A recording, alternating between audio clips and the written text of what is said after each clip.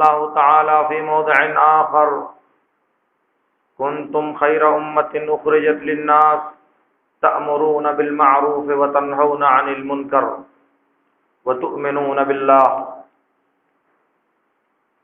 وقال النبي صلى الله عليه وسلم: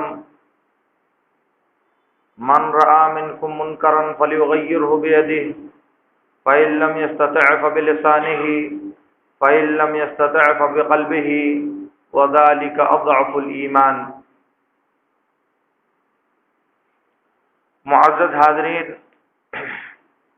اللہ رب العالمین نے ارشاد فرمایا: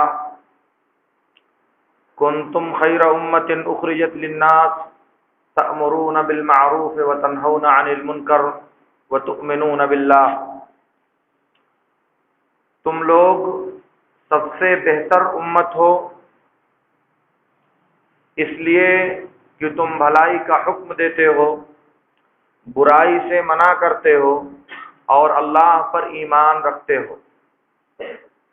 اللہ رب العالمین کے اس فرمان کا مطلب یہ ہے کہ جس قوم، جس امت اور جس گروہ کے اندر یہ تین باتیں پائی جائیں وہ دنیا کی سب سے افضل اور سب سے بہتر امت ہے: اللہ پر ایمان رکھنا، بھلائی کا حکم دینا اور برائی سے منع کرنا.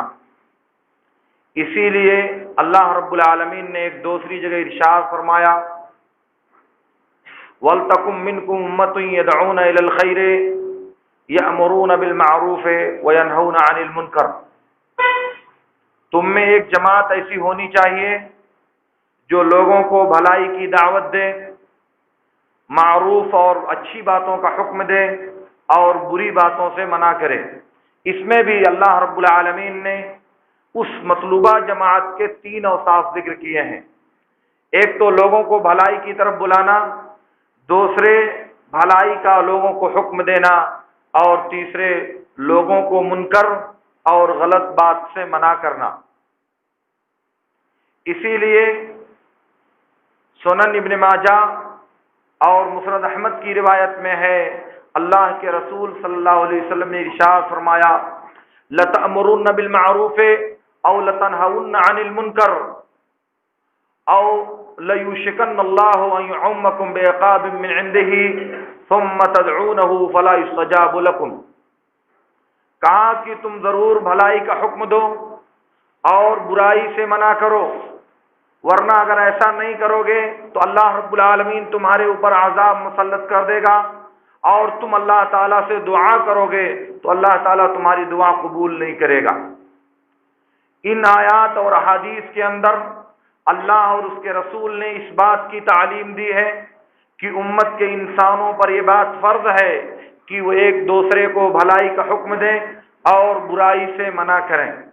اسی لیے اللہ رب العالمین نے اس قوم کو ملعون قرار دیا ہے جو اس فریضے کی ادائیگی میں غفلت، کوتاہی، سستی اور اندیکھی کرنے کی کوشش کرتی ہے. اللہ رب العالمین نے ارشاد فرمایا: لعن الذین کفروا من بنی اسرائیل علی لسان داؤد وعیسی ابن مریم ذلک بما عصوا وکانوا یعتدون کانوا لا یتناہون عن منکر فعلوہ لبئس ما کانوا یفعلون. کہا ان لوگوں پر لعنت کی گئی ہے داؤد اور عیسیٰ علیہ السلام کی زبان پر جنہوں نے کفر کیا. کیوں؟ اس لیے کہ وہ جو برائی کرتے تھے، وہ جو غلط کام انجام دیتے تھے، وہ آپس میں ایک دوسرے کو منع نہیں کرتے تھے. گویا کہ نہی عن المنکر کی ذمہ داری ترک کر دینے کی وجہ سے اللہ رب العالمین نے کہا کہ عیسیٰ علیہ السلام اور داؤد علیہ السلام کی زبان کے ذریعہ ان کے اوپر لعنت بھیجی گئی. تو جو قوم نہی عن المنکر ترک کر دیتی ہے، اللہ رب العالمین کے اس فرمان کے مطابق وہ لعنت کی مستحق ہوتی ہے. اس کا مطلب یہ ہوا کہ اللہ کے دین کی دعوت دینا اور بھلائیوں پر لوگوں کو آمادہ اور ترغیب دینا اور برائیوں سے لوگوں کو منع کرنا، یہ محمد الرسول اللہ صلی اللہ علیہ وسلم کی دعوت کی اساس اور محمد الرسول اللہ صلی اللہ علیہ وسلم کے صحابہ کا منہج اور اس جماعت کا طریقہ کار ہے جو اللہ رب العالمین کو اس روئے زمین پر مطلوب ہے، کیونکہ اللہ رب العالمین نے کہا وَلْتَكُمْ مِنْكُمْ أُمَّةٌ يَدْعُونَ إِلَى الْخَيْرِ، تمہارے اندر ایک امت اور ایک گروہ ہونا چاہیے جو اس ذمہ داری کو ادا کرے۔ اسی لیے اللہ کے رسول صلی اللہ علیہ وسلم نے ایک دوسری حدیث کے اندر ارشاد فرمایا، جسے امام احمد نے مسند میں اور ابن ماجہ نے سنن میں اور اسی طرح بہت سے ائمہ نے اس کو روایت کیا ہے۔ عبداللہ بن مسعود رضی اللہ تعالیٰ عنہ نے کہا کہ اللہ کے رسول صلی اللہ علیہ وسلم نے ارشاد فرمایا يحمل هذا العلم من كل خلف عدوله ينفون عنه تحريف الغالين وانتحال المبتلين وتأويل الجاهلين۔ اس علم کو، اس علم دین کو ہر بعد میں آنے والے لوگ اپنے اگلے لوگوں سے سیکھیں گے جو عادل، امانت دار اور لائق اعتماد ہوں گے۔ وہ سیکھنے کے بعد پچھلی نسل اگلی نسل سے سیکھے گی، اس دین کو بعد میں آنے والے اگلے لوگوں سے سیکھیں گے، اور پھر غلو پرستوں کی گڑھی ہوئی باتوں کو، ان کی فرضی اور بنائی ہوئی خود ساختہ باتوں کی تردید کریں گے، اور غلو پرستوں کی جو تحریف ہے، انہوں نے جو تبدیلی کرنے کی کوشش کی ہے اس کی تردید کریں گے، اور جاہلوں نے جو تعویلیں اور جو منچاہی باتیں دین کے اندر داخل کر دی ہیں ان کی تردید کریں گے۔ گویا کہ علوم نبوت کے وارثین ہر بعد میں آنے والے پچھلے لوگوں سے سیکھ کر یہ تین کام ادا کریں گے۔ کیا کیا؟ غلو اور حد سے آگے بڑھ جانے والے انسانوں نے جو فرضی باتیں بنائی ہیں ان کی تردید کریں گے، باطل پرستوں نے جو اپنی غلط باتیں اور باطل چیزیں دین کے اندر داخل کی ہیں اس کی تردید کریں گے، جاہلوں نے جو من پسند چیزیں دین میں داخل کر دی ہیں اس کی تردید کریں گے۔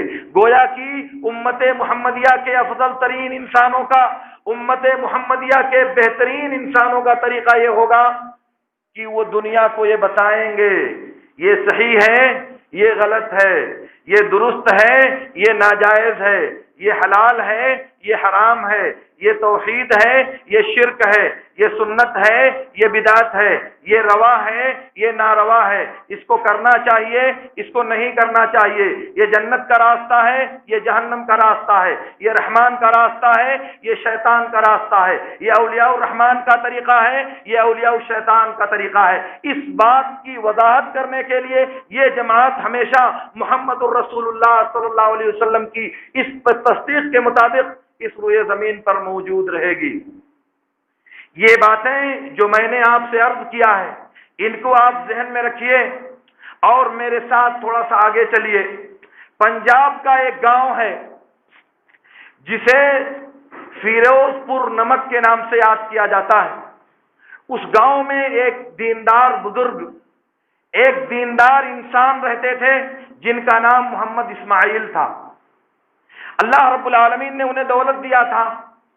میواتیوں کا یہ علاقہ جو ہریانہ کے بیشتر حصے پر مشتمل ہے، جہالت، بددینی، غربت اور اللہ کے دین سے ناآشنائی کا انتہائی شدید مظہر تھا۔ اس انسان کو اللہ رب العالمین نے توفیق دیا، اس نے اس فیروز پور نمک کے چھوٹے سے گاؤں میں ایک مکتب کھولا، ایک مکتب کی بچوں کی تعلیم کے لیے ایک مکتب قائم کیا، اور مولانا اسماعیل کا جو فیروز پور نمک کے رہنے والے تھے تعلق تھا دہلی کی بنگلہ مسجد کے مولانا محمد اسماعیل صاحب سے، جو اس مسجد میں درس دیتے تھے، جو نظام الدین کا مرکز آج کہلاتا ہے، اس میں وہ مولانا محمد اسماعیل صاحب استاد اور مدرس تھے، اور اس اسماعیل کا تعلق اس مولانا سے تھا، دونوں کے درمیان روابط اور ملاقات کا سلسلہ جاری تھا۔ جب مدرسہ کھولا تو ان سے مدد لیا اور آمد و رفت جاری رہی۔ وہاں سے مکتب پاس کرنے کے بعد طلبہ کی پہلی کھیپ 11 بچوں کی تعداد پر مشتمل پنجاب سے دہلی نظام الدین منتقل کی گئی کہ وہ اعلیٰ تعلیم مولانا کے ہاتھ پر حاصل کر سکے۔ اس کے بعد میں اسی بنگلہ والی مسجد میں مولانا محمد الیاس کاندہلا سے تشریف لائے کہ اس مسجد میں جو بنگلہ والی مسجد کہلاتی ہے اس میں مدرسی اور استادی کی ذمہ داری ادا کر سکیں۔ تو گویا کہ یہ بنگلہ والی مسجد میں 2 استاد ہو گئے، ایک مولانا اسماعیل صاحب جو پہلے پڑھاتے تھے اور دوسرے بعد میں مولانا محمد الیاس صاحب جو کاندہلا سے تشریف لائے۔ یہ اسماعیل صاحب کا آنا جانا اس مسجد میں پہلے سے تھا، اور مولانا اسماعیل صاحب سے ان کا رابطہ پہلے سے قائم تھا۔ جب مولانا الیاس صاحب یہاں گئے تو ان سے بھی ان کا تعارف ہوا، ان سے بھی ان کی ملاقاتیں ہوئیں، ان کو بھی اپنے گاؤں فیروز پور نمک آنے کی دعوت دیا۔ تو مولانا اسماعیل کے ساتھ اور کبھی کبھی اکیلے مولانا محمد اسماعیل، مولانا محمد الیاس دہلوی یا کاں دہلوی، یہ بھی فیروز پور نمک جانے لگے۔ جب وہاں گئے، ان کے گھر پر ٹھہرے، وہاں کے آدمی کا نام بھی محمد اسماعیل تھا، نام میں اشتراک پایا جا رہا ہے، تو دیکھا کہ گاؤں کے کچھ بزرگ ہیں، گاؤں کے چند گنے چنے بزرگ لوگ ہیں، وہ گھروں میں جاتے ہیں، لوگوں کو کلمہ پڑھاتے ہیں۔ فیروز پور نمک کے گاؤں میں گھر گھر جا کر لوگوں کو کلمے کی تعلیم دیتے ہیں اور ان سے نماز کے لیے مسجد میں آنے کی درخواست کرتے ہیں۔ یہ طریقہ مولانا محمد الیاس نے دیکھا تو ان کو اچھا لگا، انہوں نے اس طریقے کو پسند کیا اور مشورہ دیا کہ یہ طریقہ جو یہاں رائج ہے اس کو علاقے کے دوسرے گاؤں میں بھی پہنچانا چاہیے، علاقے کے دوسرے قریوں میں بھی دعوت کا یہ انداز اپنانا چاہیے۔ اور ان کے مشورے سے پھر ان کے ارد گرد، یعنی فیروز پور نمک کے ارد گرد جو دوسرے گاؤں تھے، ان گاؤں میں بھی یہ دعوت دی جانی شروع ہوئی۔ یہ ابتدا ہے تبلیغی جماعت کی۔ وہ لوگ جھوٹ بولتے ہیں اور غلط کہتے ہیں جو یہ کہتے ہیں کہ تبلیغی جماعت کا طریقہ مولانا محمد الیاس کاں دہلوی نے شروع کیا ہے۔ یہ دعوت کی ابتدا فیروز پور نمک کے ان بزرگوں اور ان دیندار اور صالح انسانوں نے شروع کیا تھا جو اپنے گاؤں کے باشندوں کو خاندہ اور تعلیم یافتہ بنانے کے لیے مکتب چلاتے تھے اور گاؤں کے انسانوں کو دین سکھانے کے لیے ان کے گھر جا جا کر کلمہ پڑھاتے تھے۔ ان کے طریقے کو انہوں نے پسند کیا، طریقہ ان کا تھا، پسند انہوں نے کیا۔ اسی لیے اگر آپ مولانا منظور نعمانی کی ملفوظات، یعنی ملفوظات حضرت جی مولانا محمد الیاس کاں دہلوی کے ملفوظات جس کو مرتب کیا ہے مولانا منظور نعمانی رحمت اللہ علیہ نے، اور اگر آپ پڑھیں مولانا علی میاں ندوی کی کتاب مولانا محمد الیاس کاں دہلوی اور ان کی دینی دعوت، تو اس میں اس بات کا تذکرہ آپ کو ملے گا کہ مولانا الیاس صاحب نے کہا ہے کہ مجھے خواب میں دکھایا گیا، مجھے خواب میں الہام کیا گیا کہ تم دین کا کچھ کام کرو گے، تم سے دین کا کچھ کام لیا جائے گا۔ اور پھر مجھ کو خواب میں دعوت کا یہ طریقہ سکھایا گیا، اور پھر اس کے بعد یہ دعوت وہاں سے پھیلی اور پھر پہنچی دہلی کی نظام الدین مرکز میں اور وہاں سے پوری دنیا میں پھیلی۔ کیا یہ بات کہنا کہ اللہ رب العالمین نے مجھے اس دعوت کا الہام کیا سچ پر مبنی ہے؟ ظاہر ہے کہ یہ بات جھوٹی ہے، کیونکہ اس کی ابتدا مولانا الیاس صاحب نے نہیں کی بلکہ اس بزرگ محمد اسماعیل نے کی تھی جس نے اپنے گاؤں فیروز پور نمک میں وہ مکتب قائم کیا تھا۔ یہ بات میں نہیں کہتا، اگر آپ جاننا چاہتے ہیں تو آپ پڑھیں حکیم عبدالشکور رحمت اللہ علیہ کے حالات زندگی، جو اس مدرسے سے فارغ ہونے والی پہلی کھیپ میں جو 11 لوگ تھے وہ اس میں شامل تھے، اور وہ مولانا حکیم اجمل خان جو مجلہ اہل حدیث کے ایڈیٹر ہیں ان کے والد محترم تھے۔ تو میں عرض یہ کر رہا تھا کہ دین ہمارا اللہ کے فضل سے مکمل ہو چکا ہے، دین ہمارا اللہ کی توفیق سے اللہ رب العالمین کے اعلان کے مطابق پورا ہو چکا ہے۔ اس لیے دین کے کسی حکم کو خواب کے ذریعہ، کشف کے ذریعہ، کرامت کے ذریعہ اور کسی تیسرے ذریعے سے حاصل کرنے کی امت کو نہ کبھی ضرورت تھی اور نہ آج ہے۔ اگر خواب میں مولانا اسماعیل صاحب کو دعوت کا یہ طریقہ سکھایا گیا ہے تو سوال یہ ہے کہ نبی صلی اللہ علیہ وسلم کی دعوت کا طریقہ کیا تھا؟ محمد الرسول اللہ صلی اللہ علیہ وسلم نے دنیا کے انسانوں کو دعوت کیسے دی؟ آپ نے اپنے نسل جو تیار کی تھی، صحابہ کرام کا جو مقدس گروہ تیار کیا تھا، وہ دنیا کے انسانوں کو دعوت کیسے دیتے تھے؟ وہ تو قرآن و سنت سے ملے گا کہ خواب اور کرامت اور کشف سے وہ طریقہ ملے گا؟ ظاہر ہے کہ اللہ کا دین اگر جستجو کی جائے گی، اللہ کے دین اور محمد الرسول اللہ صلی اللہ علیہ وسلم کے طریقے کو تلاش کیا جائے گا تو وہ قرآن اور سنت میں ملے گا۔ وہ نہ خواب میں ملے گا، نہ مراقبے میں ملے گا، نہ کشف میں ملے گا، اور نہ کرامت میں اس کا تصور کیا جا سکتا ہے۔ کیوں؟ اس لیے کہ دین میں یہ سب واحیات لا یعنی اور بے مقصد چیزیں ہیں. ہمارے دین میں ان کا نہ کوئی وزن ہے، نہ ان کا کوئی معیار ہے، اور نہ ان کا کوئی اعتبار و اعتماد ہے. اس لیے جس بنیاد پر اور جس الہام کی بنیاد پر اس کو مرتب کرنے کا دعویٰ کیا جاتا ہے، ان دو وجوہات کی بنیاد پر وہ دعویٰ غلط اور جھوٹا ہے. اس کے بعد جب یہ تحریک چلی تو اللہ رب العالمین کے فضل اور اس کی توفیق سے دنیا کے بہت سے انسانوں کو اللہ رب العالمین نے اس تحریک کے ذریعہ ہدایت سے نوازا.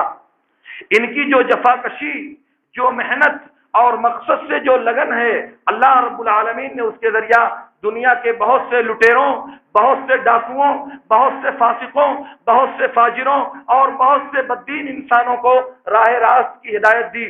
جو رہزن، قذاب، لٹیرے، چور، اچکے، ڈاکو، حرام خور تھے، اللہ رب العالمین نے ان لوگوں کی محنت کے ذریعہ انہیں مسجد تک آنے کی توفیق عطا فرمائی. انہوں نے معصیت اور اللہ کی نافرمانی سے توبہ کر کے تبلیغی جماعت کے ذریعہ نماز کی ادائیگی کی کوشش کی. ان کی یہ کوشش اتنی عظیم ہے کہ دنیا کے پیمانے پر، عالمی پیمانے پر یہ کوشش پھیلی ہوئی ہے، اور ہر زمان میں یہ کوششیں یہ لوگ انجام دے رہے ہیں.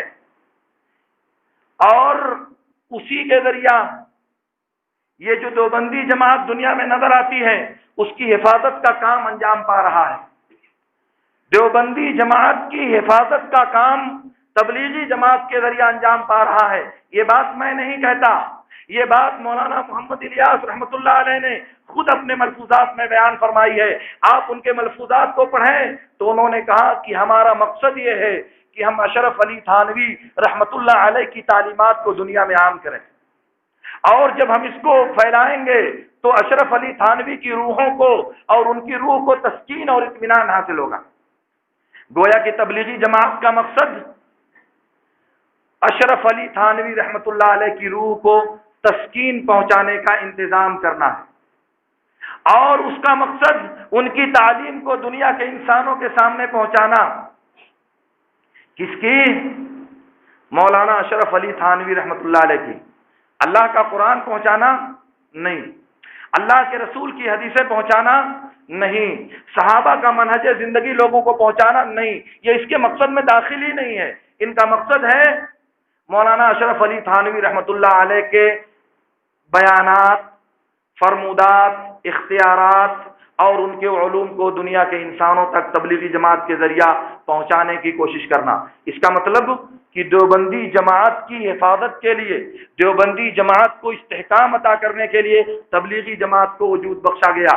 اور میں آپ سے عرض کر دوں، دنیا کے وہ انسان جو چور، اچکے، بدماش، لٹیرے، گویے اور ڈانس کرنے والے تھے، ان کو اللہ رب العالمین نے توفیق دیا، وہ تبلیغی جماعت کے ذریعہ دین میں داخل ہوئے.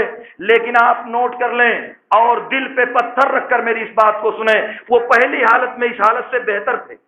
جب وہ اللہ کے نافرمان، اللہ کے سرکش اور معصیت میں مبتلا تھے، تب وہ بہتر تھے نماز پڑھنے کی بنسبت. نماز پڑھنے نے ان کو لا کر کے جس ڈگر پر ڈالا ہے وہ شرک اور کفر کی راہ ہے.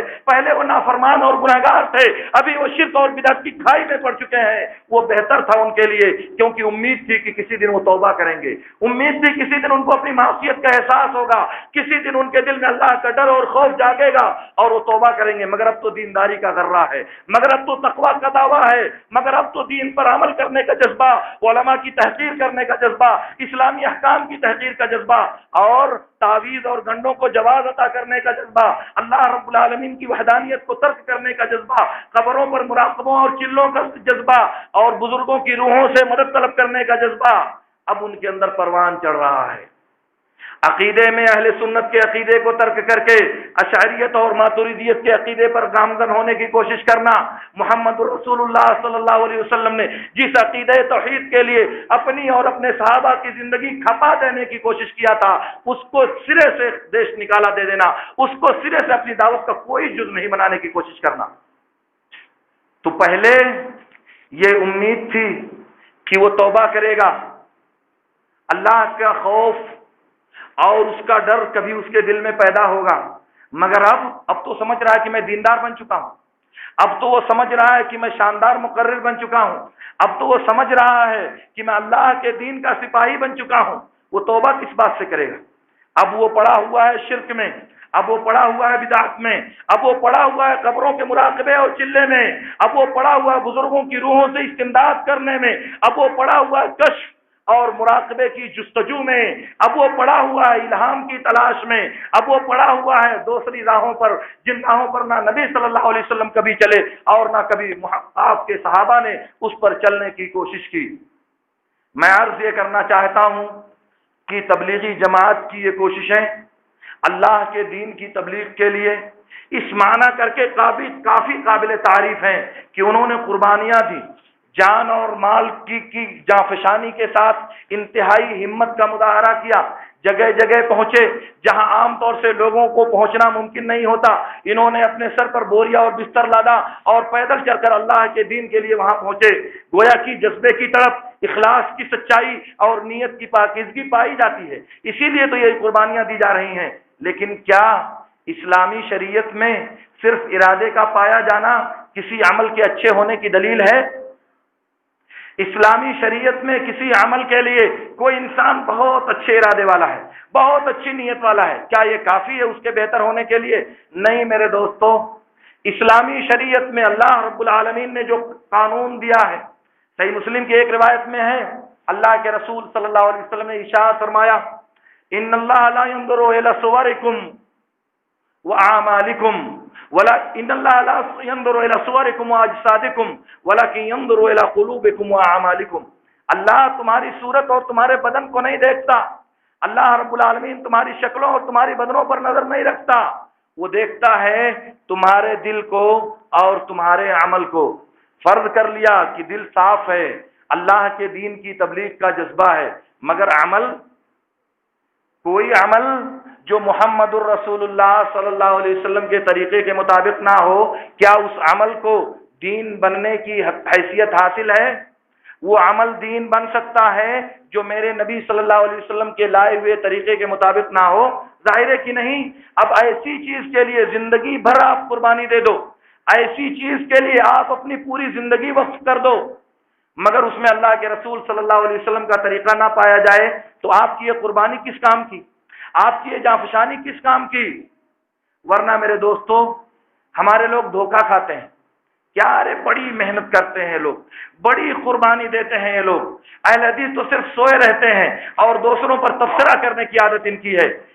لیکن سچائی یہ نہیں ہے میرے دوستو، سچائی یہ ہے کہ محنت اور مشقت کسی عمل کو ناپنے کا پیمانہ دنیا میں نہ کبھی اللہ نے بنایا تھا اور نہ کبھی محمد الرسول اللہ صلی اللہ علیہ وسلم نے امت کے لیے اس کو بیان کیا ہے۔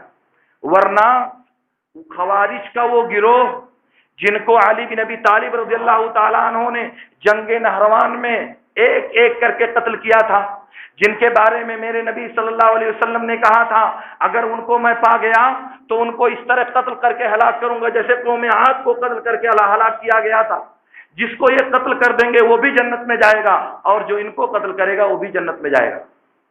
ان کی قربانی کا یہ عالم تھا کہ تاریخ میں ان کو صفرا پیلے لوگوں کے نام سے یاد کیا جاتا ہے۔ کیوں؟ اس لیے کہ رات بھر جاگنے کی وجہ سے، رات بھر قرآن کی تلاوت اور نماز کی ادائیگی کی وجہ سے ان کے چہرے پیلے پڑ گئے تھے، کمزوری کی وجہ سے ان کے چہرے زرد پڑ گئے تھے، کیونکہ رات بھر جاگ کر اللہ رب العالمین کی عبادت کرتے تھے، رات بھر جاگ کر قرآن کی تلاوت کرتے تھے۔ اور انہی کے بارے میں میرے نبی نے کہا تھا، سن لو میرے نوجوان دیوانوں جو کہتے ہو کہ بہت محنت کرتے ہیں، محنت کا پیمانہ میرے نبی نے دیا ہے، سنو، یحقر احدکم صلاته امام صلاته ویحقر احدکم صیامه امام صیامه۔ کتنی محنت کریں گے یہ خوارج، کتنی جانفشانی اور مشقت برداشت کریں گے یہ خوارج کہ صحابہ کرام کو اپنی عبادت ان کے مقابلے میں بہت حقیر اور معمولی معلوم ہوگی، ان کی نماز کے مقابلے میں صحابہ کی نماز مختصر ہوگی، ان کے روزے کے مقابلے میں صحابہ کی روزہ مختصر ہوگا، ان کی تلاوت قرآن کے مقابلے میں اصحاب نبی کی تلاوتیں مختصر اور معمولی محسوس ہوں گی۔ صحابہ سے بڑے عابد اور زاہد ہوں گے، صحابہ سے بڑے شب زندہ دار ہوں گے، صحابہ سے بڑھ کر اللہ کی عبادت کرنے والے ہوں گے، اس کے باوجود ان کو قتل کرنے کا حکم کیوں دیا گیا ہے؟ اس کے باوجود وہ لوگ اللہ اور اس کے رسول کی لعنت کے مستحق کیوں ہوئے؟ اس کے باوجود علی بن ابی طالب رضی اللہ تعالیٰ عنہ کو اللہ کے رسول صلی اللہ علیہ وسلم نے بشارت دی تھی کہ ان خوارج کو وہ گروہ قتل کرے گا مسلمانوں کا، مسلمانوں کی وہ جماعت ان خوارج سے جنگ کرے گی جو حق کے زیادہ قریب ہوگی، حق کے زیادہ لائق ہوگی۔ یقتل مولد طائفتین بالحق، جیسا کہ صحیح مسلم کی روایت میں ہے۔ تو اب ایسی صورت میں علی بن ابی طالب رضی اللہ تعالیٰ عنہ کو ان سے جنگ کرنے اور ان کے قتل کرنے پر اللہ کے رسول صلی اللہ علیہ وسلم نے یہ بشارت عطا فرمائی ہے۔ آپ سمجھ رہے ہیں میری بات؟ آپ غور کر رہے ہیں کہ میں آپ سے کیا عرض کرنا چاہ رہا ہوں؟ میں آپ کو بتانا چاہتا ہوں میرے دوستو، اگر کسی چیز کو ناپنا، کسی چیز کو پرکھنا اور کسی چیز کو کسوٹی پر کسنا ہے تو اس کے لیے ہمارے پاس دو معیار ہے، ایک کا نام ہے اللہ کی کتاب اور دوسرے کا نام ہے نبی صلی اللہ علیہ وسلم کی سنت۔ اور جب تک کسی عمل کے لیے یہ دونوں شہادتیں، یہ دونوں دلیلیں نہیں پائی جاتی تب تک وہ عمل دین نہیں بن سکتا۔ پوری دنیا کے انسان اس کو کر ڈالیں، پوری دنیا کے انسان مل کر اسے انجام دیں، مگر کیا اسے دین کا لیبل دیا جا سکتا ہے؟ دین کے نام پر اس کو یاد کیا جا سکتا ہے؟ ظاہر ہے کہ آپ کا جواب ہوگا کہ نہیں، کیونکہ جب تک اللہ نہ بتائے، رسول نہ بتائے، تب تک کسی عمل کے بارے میں یہ معلوم نہیں ہو سکتا کہ وہ دین ہے یا نہیں، اور جب تک دلیل نہ ملے تب تک کسی عمل کو دین قرار دینا انتہائی زیادہ جہالت کی بات ہوگی۔ تو میں عرض کر رہا تھا کہ دیکھا یہ جائے گا کہ کون سا انسان اپنے عمل میں، اپنی زندگی کے تصرفات میں محمد الرسول اللہ صلی اللہ علیہ وسلم کے اسوہ حسنہ کی پیروی کی کوشش کر رہا ہے۔ یہ نہیں دیکھا جائے گا کہ کون زیادہ عمل کر رہا ہے، کون زیادہ قربانی دے رہا ہے، کون زیادہ جافشانی کر رہا ہے۔ یہ بات کبھی بھی اللہ اور اس کے رسول نے طلب نہیں کیا ہے۔ اور آپ سن لیں، ابو داؤد کی روایت میں ہے، اللہ کے رسول صلی اللہ علیہ وسلم نے ارشاد فرمایا، وَاعْلَمُوا انکم لن تستطيعوا كل ما امرتكم به ولكن سددوا وقاربوا، ولكن سددوا وقاربوا۔ سن لو، جتنی باتوں کا میں نے تمہیں حکم دیا ہے تم ہرگز کبھی بھی ان کو پورا نہیں کر سکتے۔ جتنی شریعت میں نے تمہارے لیے بیان کر دیا ہے تم زندگی میں کبھی بھی پورے کو پر عمل نہیں کر سکتے، لیکن ٹھیک ٹھیک کام کرو، صحیح کام کرو اور راستے کے قریب رہنے کی کوشش کرو۔ سددوا وقاربوا، قریب رہنے کی کوشش کرو۔ کیونکہ جب ٹھیک راستے پر رہو گے، جب سیدھے راستے پر قائم رہو گے، کبھی تھک کر بیٹھ گئے، کبھی سستانے کے لیے ٹھہر گئے، کبھی شیطان نے بہکا دیا غافل ہو گئے، کبھی شیطان نے بہکا دیا سو گئے، امید ہے کہ کل آنکھ کھلے گی جاگو گے، امید ہے کہ کل آپ متنبع ہو گے۔ یہ امید رکھی جاتی ہے کہ راستے پر جب آپ کو یاد آئے گا کہ منزل آگے ہے تو آپ اٹھ کر دوڑنا شروع کرو گے۔ لیکن جب آپ نے راستہ چینج کر دیا تو راستے سے ہٹ گئے، تب بہت تیز بھاگے ہوئے جا رہے ہیں، دوڑتے ہوئے 40 کی سپیڈ سے جا رہے ہیں، پہنچیں گے کبھی منزل تک؟ وہ دوڑنا آپ کا، وہ مشقت کرنا آپ کو پہنچائے گا کبھی راستے تک؟ نہیں میرے دوستو، میرے نبی صلی اللہ علیہ وسلم نے کہا، احب الاعمال الی اللہ ادومہ وان قل۔ یہ بخاری اور مسلم کی روایت میں ہے، اللہ کے نزدیک سب سے محبوب عمل وہ ہے جس کو برابر اور تواتر اور تسلسل کے ساتھ انجام دیا جائے، اگرچہ کہ وہ عمل معمولی اور تھوڑا کیوں نہ ہو۔ تو تھوڑا عمل اللہ رب العالمین کی نظر میں اگر اس کے دین کے مطابق ہے تو یہ محبوب اور پسندیدہ ہے۔ اور آپ نوٹ کر لیں، اللہ رب العالمین نے ہم کو اس دنیا میں زیادہ عمل کرنے کے لیے پیدا نہیں کیا ہے۔ یہ بات بہت بڑی غلط فہمی ہے جو ہمارے نوجوانوں کے دماغ میں پائی جاتی ہے۔ اللہ رب العالمین نے ہم انسانوں کو اس دنیا میں زیادہ عمل کرنے کے لیے پیدا نہیں کیا ہے۔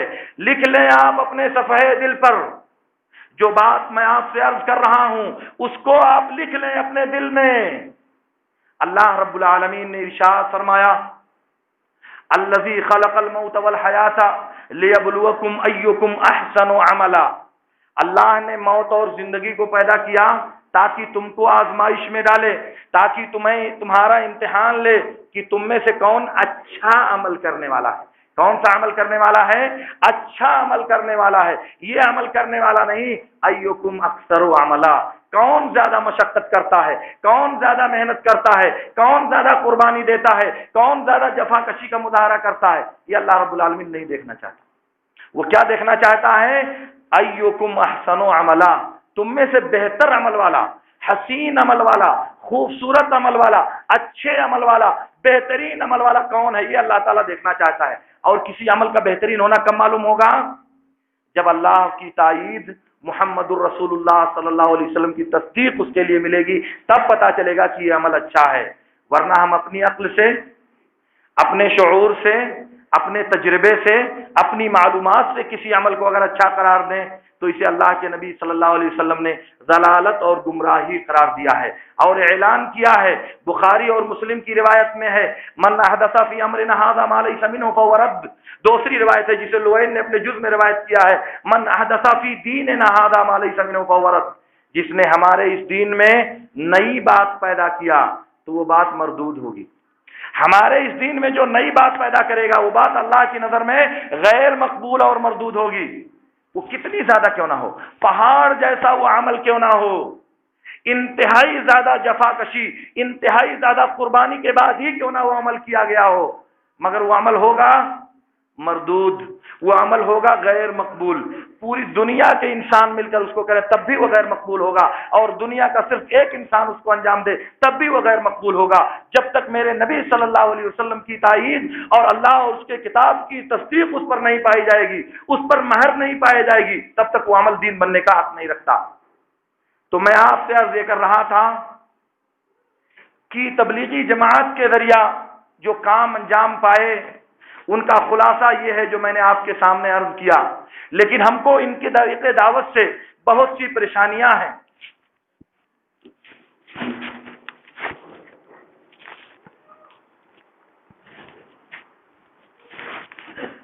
اسلامی شریعت کا ایک طالب علم جب اس دعوت کے طریقہ کار، ان کے اصول اور ان کے مناہج پر غور کرتا ہے تو اس کو واضح طور سے یہ بات نظر آتی ہے، پہلے نمبر پر توحید کی دعوت ان کے ہاں نہیں پائی جاتی، اور توحید کی دعوت کسی بھی دعوت کی کامیابی کی پہلی اینٹ ہے، وہی فاؤنڈیشن ہے۔ اگر وہ دعوت نہیں پائی گئی تو پھر دنیا کی ساری دعوتیں، دنیا کے سارے تبلیغ زیرو سے زیادہ آگے نہیں بڑھ سکتے۔ اسی لیے میرا خیال ہے تقریباً 15 سال پہلے اسرائیل سے یہ خبر آئی تھی کہ تبلیغی جماعت کا ایک دستہ جب اسرائیل میں داخل ہو رہا تھا تو ان کو ایئرپورٹ پر پکڑ کر ان سے پوچھا گیا کہ تم کون سی دعوت دینا چاہتے ہو، تو انہوں نے جب اپنی دعوت کا تعارف کرایا تو کہا کوئی بات نہیں، تم ہمارے ہاں دعوت دو، بس صرف اہل حدیثیت کی دعوت نہیں دینا، اہل حدیثیت کے علاوہ جو دعوت تم دینا چاہتے ہو اسلام کی، آؤ ہمارا دروازہ تمہارے لیے کھلا ہوا ہے، تم دعوت دو۔ اس موقع پر دنیا کے امام زمانہ، محدث دورہ علامہ البانی رحمۃ اللہ علیہ نے ایک مضمون لکھا تھا اور اس میں پوری دنیا کے مسلمانوں کو بشارت دی تھی، یا سلفی العالم ابشرو، دنیا کے اہل حدیثوں خوش ہو جاؤ، اسرائیل بھی سمجھ رہا ہے کہ تمہاری دعوت پر حق ہے، اس لیے تمہاری دعوت دینے کی اس کے ہاں اجازت نہیں، البتہ اس کے علاوہ جتنی دعوتیں ہیں کہا کہ آؤ پیش کرو، کوئی حرج نہیں ہے۔ تو میں کہہ رہا تھا پہلی بات سب سے زیادہ جو انسان محسوس کرے گا وہ اللہ کی توحید کی دعوت کی نفی اور اس کا عدم وجود۔ آپ مجھے بتائیں، آپ محلے میں پہنچے، گاؤں میں گئے، چلو نماز پڑھنے، چلو نماز پڑھنے، ایک نے کہا کہ میں بے وضو ہوں، کہا کوئی بات نہیں چلو نماز پڑھو، دوسرے نے کہا کہ نہیں میں ناپاک ہوں، کہا نہیں چلو کوئی بات نہیں نماز پڑھو، تیسرے نے کہا کہ میں حائضہ ہوں، کہا کوئی بات نہیں چلو نماز پڑھو، چوتھے نے کہا کہ مجھے غسل کی ضرورت ہے، کوئی بات نہیں چلو نماز پڑھو، سب کو لا کر کے نماز کے لیے کھڑا کر دیا، نماز ہو جائے گی سب کی؟ جس کے گلے میں تعویذ پڑا ہوا ہے، جس کے گلے میں گنڈا پڑا ہوا ہے، جس کے گلے میں غیر اللہ کی عبادت کا بت بیٹھا ہوا ہے، اس کو نماز کے لیے کھڑا کر دیا، وضو کے بغیر نماز کے لیے کھڑے ہو گئے، غسل کے بغیر نماز کے لیے کھڑے ہو گئے، یہ نماز فائدہ دے گی؟ سنو میرے دوستو، نماز کی بات آپ کرتے ہو، اللہ کے رسول صلی اللہ علیہ وسلم نے دنیا کے انسانوں کو ضابطہ یہ دیا ہے، بخاری کی روایت میں ہے، مالک بن حویرث رضی اللہ تعالیٰ عنہ کہتے، ایک لمبی حدیث کا ایک ٹکڑا میں آپ سے عرض کرتا ہوں، سلو کما رأیتمونی وصلی، تم نماز ایسے پڑھو جیسے مجھے پڑھتے ہوئے دیکھتے ہو۔ اگر نماز کا طریقہ انسان زندگی بھر نماز پڑھتا رہے اور میرے نبی صلی اللہ علیہ وسلم کے طریقے کے مطابق نہ ہو، وہ نماز اس کے کام کی ہوگی؟ وہ نماز اللہ کے ہاں اس کو فائدہ دے گی؟ سنو میں عرض کرتا ہوں، اٹھاؤ سنن نبی داؤد اور دیکھو المعجم الکبیر طبرانی کی، اللہ کے رسول صلی اللہ علیہ وسلم نے ایک آدمی کو نماز پڑھتے ہوئے دیکھا، کیا کرتے ہوئے دیکھا؟ نماز پڑھتے ہوئے دیکھا، چوری کرتے ہوئے ڈاکہ ڈالتے ہوئے نہیں دیکھا، نماز پڑھتے ہوئے دیکھا، جو رکوع میں اپنی پیٹھ کو سیدھی نہیں کرتا تھا اور سجدے میں جلدی جلدی ٹھونگ مارتا تھا۔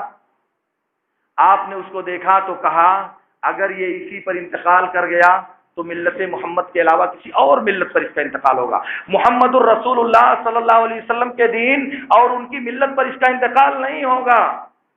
اگر وہ نماز پڑھتے ہوئے ایسے مر گیا تو نماز کون سی مطلوب ہے؟ مولانا محمد الیاس کاندھلوی والی؟ نماز کون مطلوب ہے؟ مولانا اشرف علی تھانوی والی؟ نماز کون مطلوب ہے؟ رشید احمد گنگوہی والی؟ نماز کون مطلوب ہے؟ شیخ الہند محمود الحسن دیوبندی والی؟ نماز کون مطلوب ہے؟ شبیر احمد عثمانی والی؟ نماز کون مطلوب ہے؟ مولانا انعام الحسن والی؟ نہیں نہیں نہیں نہیں میرے دوستو، نماز وہ مطلوب ہے جو محمد الرسول اللہ صلی اللہ علیہ وسلم نے دنیا کے انسانوں کے سامنے پیش کیا ہے۔ تو میں عرض کر رہا تھا کہ اس دعوت پر نظر رکھنے والے کو پہلی بات جو کھٹکتی ہے وہ توحید کی دعوت کا نہ پایا جانا، توحید کو مکمل طور سے نظر انداز کر دینا، اور دوسری بڑی چیز جو اس کو نظر آئے گی وہ یہ کہ دین کی آدھی بنیاد انہوں نے ختم کر دیا، کیونکہ دین کو اللہ رب العالمین نے دو حصوں میں تقسیم کیا ہے، بھلائی کا حکم دینا، برائی سے روکنا۔ تو بھلائی کا حکم دو کہ نماز کے لیے آؤ، لیکن برائی سے کسی کو منع مت کرو۔ آدھا دین ختم ہو گیا کہ باقی رہا؟ آدھا دین مٹ گیا، کیونکہ نہی عن المنکر نہیں کرنا ہے۔ اگر برائی سے روکو گے تو فساد برپا ہوگا، جادو کرنے والوں کو جادو سے منع کرو گے تو اختلاف پیدا ہوگا، چوری کرنے والوں کو چوری سے منع کرو گے تو اختلاف پیدا ہوگا، ڈاکہ ڈالنے والے کو اس سے منع کرو گے تو اختلاف پیدا ہوگا، تعویذ اور گنڈا پہننے والے کو اس سے منع کرو گے تو اختلاف پیدا ہوگا، قبر پوجنے والے کو منع کرو گے تو اختلاف پیدا ہوگا، قبر پر سجدہ کرنے والوں کو منع کرو گے، قبروں پر نظر و نیاز چڑھانے والوں کو منع کرو گے تو اختلاف پیدا ہوگا۔ کیا ضرورت ہے ایسی دعوت کی؟ اور تیسرے نمبر پر یہ بات ہر آدمی محسوس کرے گا کہ ضعیف اور موضوع روایات کا انبار ان کے پاس پایا جاتا ہے۔ یہ کبھی پتہ لگانے کی کوشش نہیں کی جاتی کہ یہ بات محمد الرسول اللہ صلی اللہ علیہ وسلم نے واقعی بیان کیا ہے یا نہیں، بس یوں ہی جھوٹ اور سچ لوگوں کے سامنے بیان کرنے کی کوشش کی جاتی ہے۔ حالانکہ وعید میرے نبی صلی اللہ علیہ وسلم کی بہت شدید ہے ایسے لوگوں کے بارے میں۔ اللہ کے نبی صلی اللہ علیہ وسلم نے ارشاد فرمایا، متواتر حدیث میں، بخاری اور مسلم اور حدیث کی اکثر کتابوں میں، من کذب علی متعمدا فلیتبوأ مقعدہ من النار، جو مجھ پر جان بوجھ کر جھوٹ بولے گا وہ اپنا ٹھکانہ جہنم میں بنا لے۔ آپ کہہ سکتے ہو کہ یہ لوگ جان بوجھ کر نہیں جھوٹ بولتے، جاہل ہیں، لیکن وہ بھی معاف نہیں ہے۔ سنو، صحیح مسلم کی روایت میں ہے، اللہ کے رسول صلی اللہ علیہ وسلم نے ارشاد فرمایا، من حدث عنی بحدیث یرا انہ کذب فہو احد الکاذبین، جس نے مجھ سے کوئی ایسی حدیث بیان کی جس کے بارے میں اس کو معلوم نہیں کہ جھوٹ ہے یا سچ ہے، تو وہ دو جھوٹوں میں سے ایک جھوٹا ہے۔ ایک تو وہ جس نے گڑھا ہے اس کو، اور دوسرے وہ بیان کرنے والا جھوٹا۔ میرے دوستو آپ سب سن لو، یہ وعید بہت خطرناک ہے۔ ہم میں سے ہر فرد کے لیے زبردست وعید ہے کہ کوئی حدیث بیان کرنے سے پہلے کسی بات کو محمد الرسول اللہ صلی اللہ علیہ وسلم کی طرف منسوب کرنے سے پہلے آپ یہ طے کر لو، یہ معلوم کر لو کہ میرے نبی نے وہ بات کہی ہے یا نہیں، تاکہ آپ کا شمار دو جھوٹوں میں سے ایک جھوٹے کے طور پر اللہ رب العالمین کے ہاں نہ ہونے پائے۔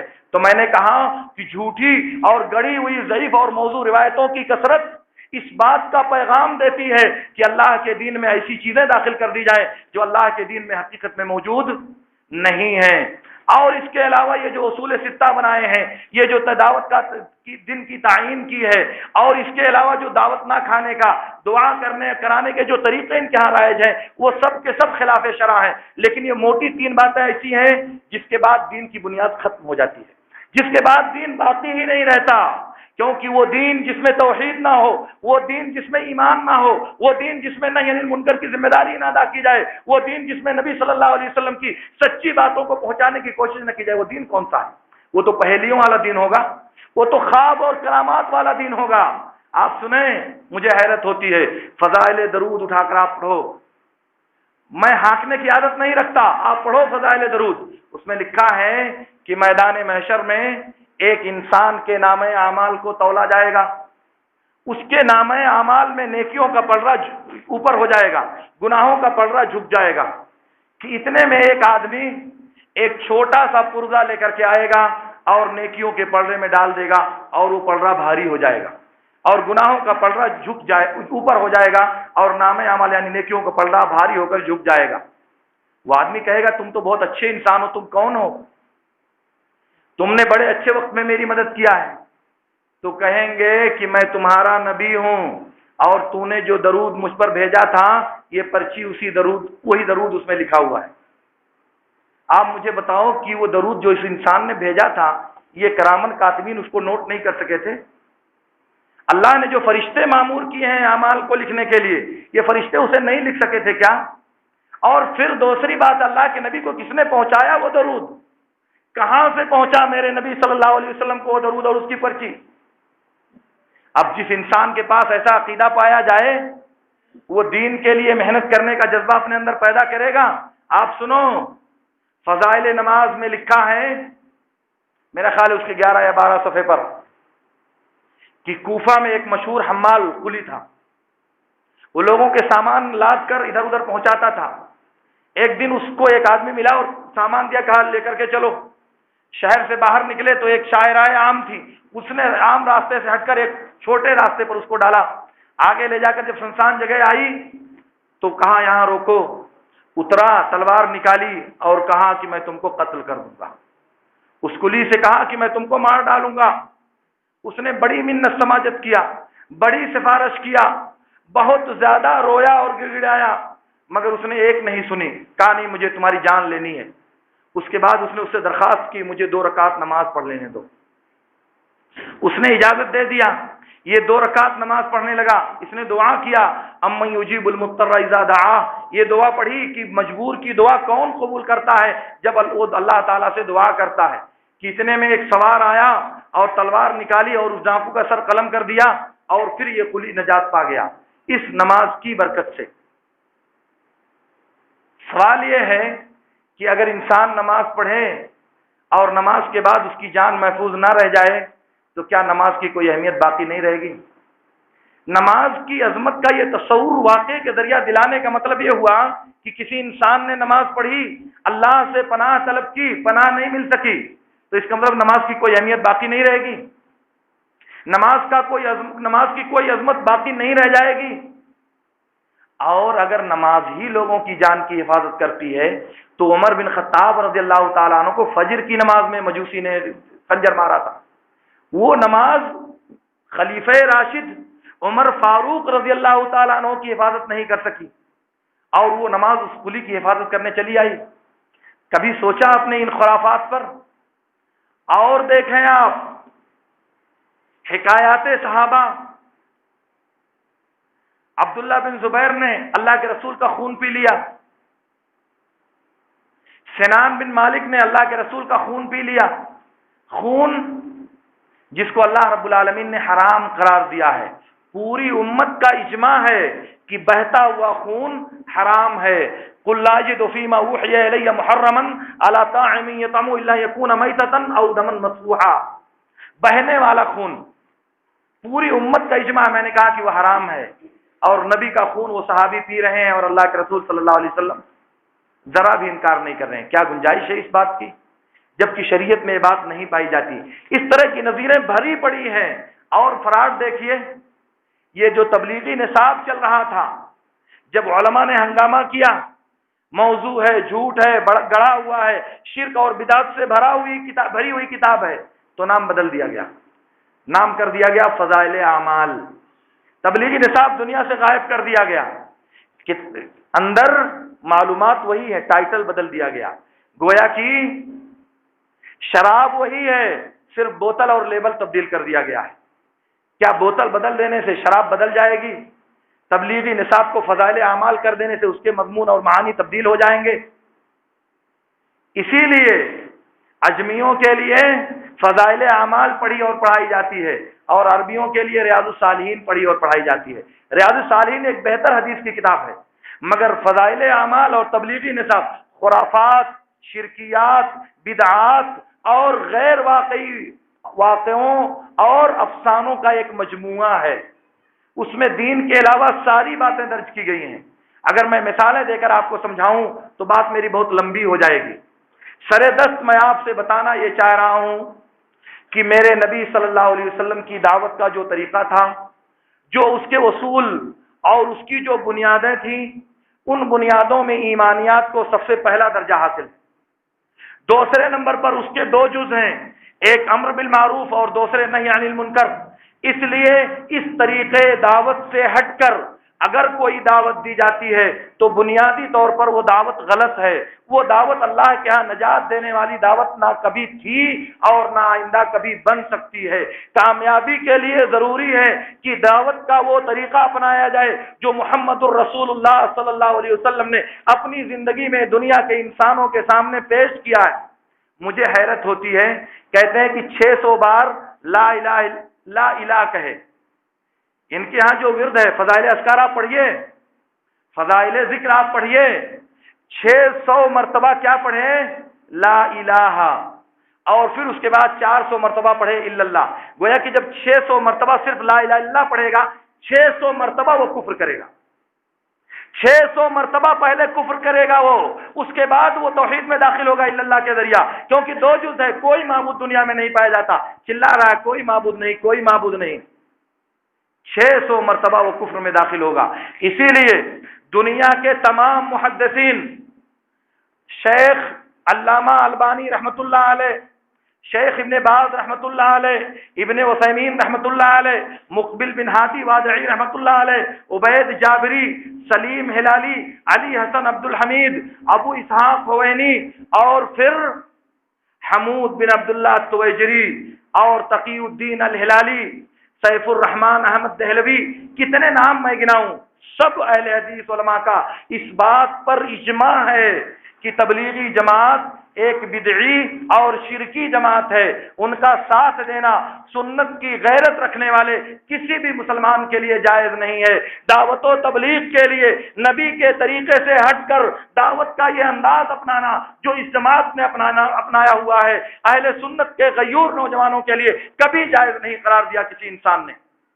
اس کے بعد جس انسان کو نبی کی سنت سے محبت ہوگی، جس انسان کو نبی کے طریقے سے محبت ہوگی، جس انسان کو نبی کی دعوت سے محبت ہوگی، وہ کبھی یہ سوچے گا کہ ان کے ساتھ جا کر کے اپنا ایمان خراب کرنے کی کوشش کرے۔ میں نے دیکھا ہے ایسے اہل حدیثوں کو، میری نظر میں ہے ایسے اہل حدیث جنہوں نے اس جماعت میں شامل ہونے کے بعد اپنے آپ کو بے غیرت، دیوس اور ہجڑا بنا لیا۔ اب ان کے سامنے جب توحید کی دعوت دی جاتی ہے تو کہتے ہیں کہ اس سے امت میں اختلاف پیدا ہوگا، امت میں انتشار پیدا ہوگا۔ اور میرے نبی صلی اللہ علیہ وسلم جب مکہ میں دعوت دے رہے تھے تو مکہ والوں نے کہا کہ آپ ایک کام کرو، ہم آپ کی بات مان لیں گے۔ کہا کیا کریں؟ کہا ہمارے معبودوں کو برا بھلا کہنا چھوڑ دو، ہمارے جھوٹے معبودوں کو غلط کہنا بند کر دو، ہم تمہارے ساتھ چلیں گے۔ آپ اٹھاؤ مسند احمد، آپ اٹھاؤ سیرہ نبویہ لابن اسحاق، آپ پڑھو تاریخ طبری کا وجود جس میں سیرہ نبویہ ذکر کیا گیا ہے، ہم آپ کی ساتھ چلنے کو تیار ہیں، بس ہمارے معبودوں کو برا بھلا کہنا چھوڑ دو، غلط کہنا بند کر دو۔ یعنی شرک کی تردید چھوڑ دی جائے، دین بچے گا، شرک سے زبان بند کر لی جائے، دین محفوظ رہے گا ہمارا، شرک کو سند جواز عطا کر دی جائے خاموش رہ کر کے، باقی رہے گا دین محمد کہیں دنیا میں انسانوں۔ ارے دیوانوں، عقل کے ناخن استعمال کرو، اللہ کے نبی صلی اللہ علیہ وسلم سے سچی محبت اپنے دل میں پیدا کرنے کی کوشش کرو، سنت کے لیے غیرت پیدا کرو، سنت سے اپنے دل میں والہانہ لگاؤ پیدا کرنے کی کوشش کرو۔